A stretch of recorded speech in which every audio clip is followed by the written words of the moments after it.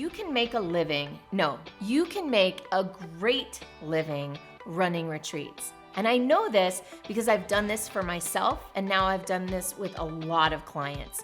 So in this video, I'm going to share with you how you can make a great living running retreats.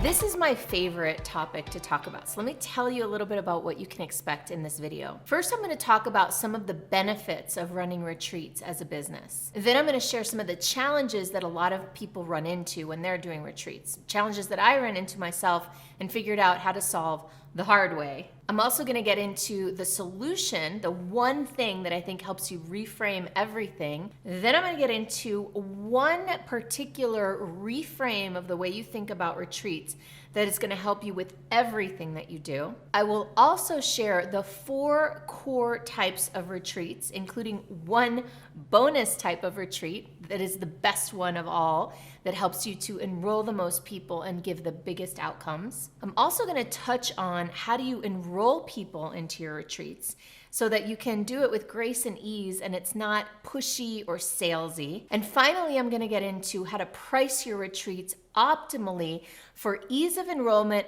but also so that you have committed guests and participants. Here are just a few of the benefits of running retreats as a business model. The first, for me at least, is the most obvious.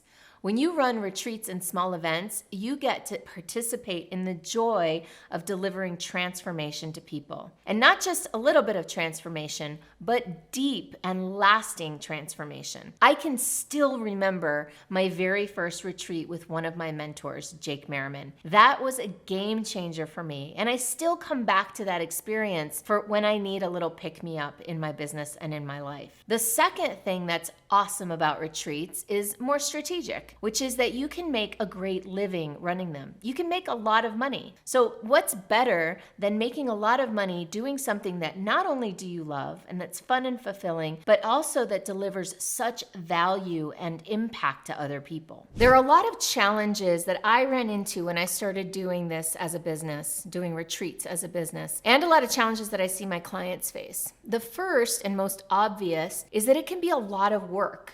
A lot of work, especially if what you're trying to do is find fancy venues and do a lot of travel for your retreats. You can become more of a glorified event planner or event producer than a retreat leader. A second issue that I face and a lot of my clients face is that they try to make the retreats different each and every time. Now, I understand the desire to do that, and in fact, I am going to share with you how you can make your retreats different. But I'm also going to share a strategy with you about how to standardize your retreat so that they're easier to plan and easier to deliver. Another problem is the lack of recurring revenue. What often happens is that people get this idea that they want to run a retreat and they come up with all these fancy plans that they're going to do, and we're going to travel to this cool place and we're going to get this incredible venue. And the problem is that that's a one-time thing. One and done. So you have to do all this work to enroll people in this one experience, and then it's over. It might be amazing, but if that's all there is to it, then you've just got to start the whole thing over again next time. So I'm going to share with you a model that will allow you to have both, meaning that you'll get to do these fun, fancy, extremely awesome experiences and a way to standardize your offering so that you're not reinventing the wheel every time and then remarketing and reselling the wheel every single time. And finally, one of the biggest problems is spending too much. Overspending on production, on the venue, on the food and beverage, on the care packages, whatever it is. I see it again and again, people focusing way too much on the fancy accoutrements of an event rather than what really matters, which we're gonna get into in this video. And before I get any further, let me just share that this is my topic. This is what I love to teach and help people with the most. And for that reason, I have more videos on this topic on YouTube than probably any other topic. So if you're interested, check out my retreats playlist and you will go down a rabbit hole of awesome information. So I'm gonna share a few solutions to these problems. The very first is to focus your retreat on the outcome rather than the experience. What do I mean by that? See, a lot of times when people get into this business, they start right away by having all these dreams and ideas about exotic ways that they're going to do their retreat, exotic venues, fancy locations, and they forget that, especially if this is your first retreat or if you're just starting out, people need a really good reason to take time off, to invest money, to travel to a location, and to enroll in a retreat. And so one of the solutions to this is to focus your retreat in on a very specific, compelling, and desirable outcome that your target audience, that your ideal audience wants. I call this focusing on the cure instead of the medicine. So the medicine is all the things that someone needs to do to get an outcome. And so often with coaching programs and small events and retreats, coaches focus on selling the medicine. Instead, what you want to do is sell this outcome, sell the end result, sell the promise of what people are going to walk away with. When you focus more on that, it becomes a lot easier to both design your retreat without spending a whole lot of money on exotic things, and it makes it easier to enroll people in your retreat. So there are essentially 4 different types of retreats that I think are the most compelling and powerful. Now, I don't think they're the only types of retreats, but they're the ones that I've seen work over and over and over again. The first type of retreat is a project completion retreat. Now, in this type of small event, you are making the promise to your attendees that they are going to complete a specific project. So they're going to walk away with something done. So in my retreat, we spend all weekend mapping out a new business plan and business model for scaling their business to the next level.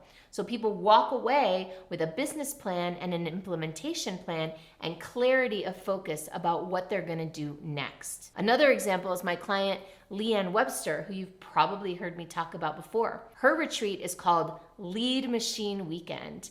And people walk away from Lead Machine Weekend having set up all of their email marketing fundamentals. So those are project completion retreats. The second type of retreat is a personal development retreat or a spiritual development retreat. In one of these retreats, the focus is more on the internal work inside the individual. Maybe it's clearing some limiting beliefs or breaking through some old patterns or accessing new realms of consciousness. These types of retreats have people feel like they've made a big breakthrough, even though they might not have something super tangible to show at the end of it. The third type of retreat is a learning or skills mastery retreat. In these types of retreats, the opportunity is for people to learn something new. This is great if what you offer is some sort of certification or licensing model. So you can spend the weekend teaching people the nuts and bolts and fundamentals of that thing, or helping them learn a new skill. The final type of retreat is a community building or bonding experience. In this type of retreat, what matters the most is the people in the room and making sure that they connect. And how you would promote a retreat like that would be to focus on the value of the relationships that people will build. Now, my absolute favorite, the bonus type of retreat that I told you that I would share, is when you mix all of these together into one. Now, what I found is that in my project completion retreat, people also learn, they have personal development outcomes, and they also connect and bond with each other. And so what I found is that I lead with a project completion outcome, but people get all 4. And that makes them want to keep going. So you need one important one to lead with to get them in the door. But once you deliver that, how well you deliver on the hybrid of like mixing these different styles can really help you enroll people into the back end. And if you're going to make money doing retreats, you've got to master the art of enrollment, AKA sales. Now, here's the thing about retreat enrollment. One of the biggest challenges I find with new people especially, but not only, is that they get so caught up in their retreat, and maybe they've even invested a lot of time and money in the venue or preparing the retreat, and so they get to a point where they get a prospect on the phone, and they're so desperate to make a sale, they're so desperate to fill a seat, that the person on the other end of the line can almost feel it, whether consciously or subconsciously. There's an attachment to making the sale. And when there's an attachment to making the sale, it's very common that, at least energetically, if not fully overtly,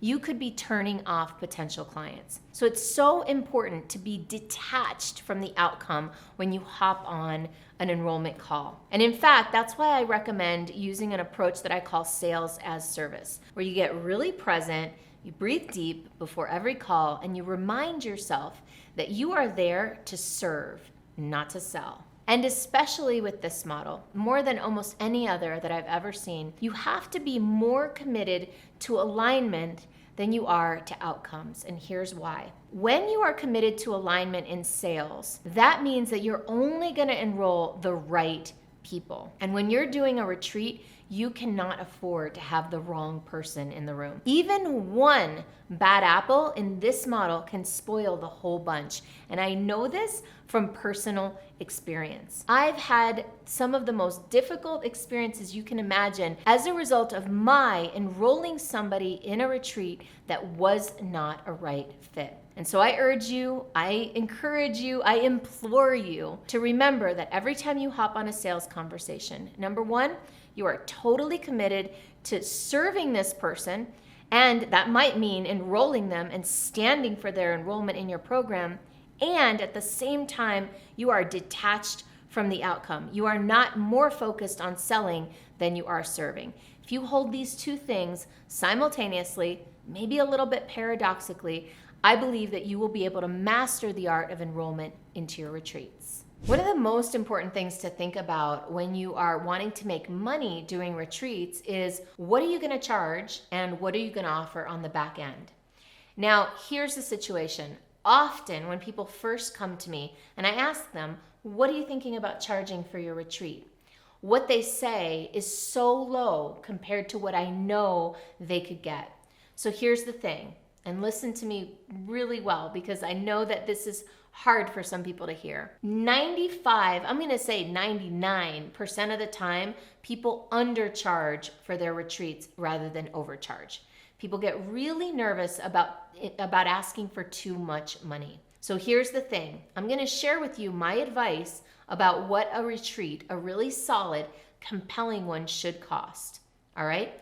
I say that for a really solid, compelling outcome, a juicy promise that people really want and need, I would say no lower than $1,500 all the way up to $5,000 for this retreat experience. Now, I know for some of you that's mind-blowingly high, and for some of you, you're like, oh, that sounds about right. I'll tell you transparently, when I started doing my retreat model and I learned it from Jake, I invested $2,500 into his first retreat, and that's why I started at the very beginning charging $2,500.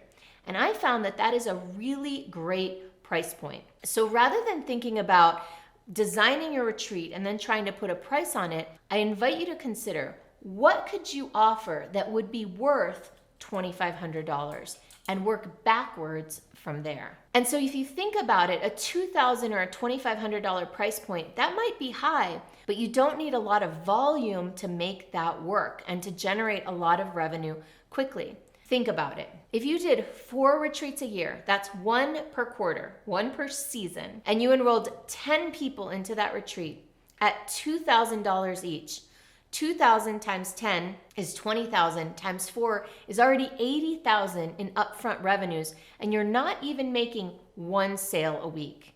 If you're speaking, broadcasting, putting yourself out there as a thought leader, then chances are you can enroll 10 people per quarter at 2,000 a pop.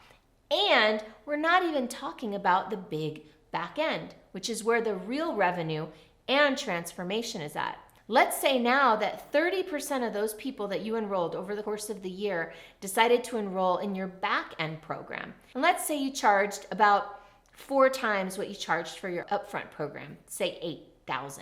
So if you charged $8,000 for your back-end program and 30% of the people took you up on that, that's $96,000 in back-end revenues. Add that to the $80,000 and you're looking at $176,000 in annual revenues generated from this model with only enrolling 10 people per quarter. If that sounds doable for you, I firmly believe with my whole heart that that is absolutely possible for anybody who's truly committed and who has good content to share with people.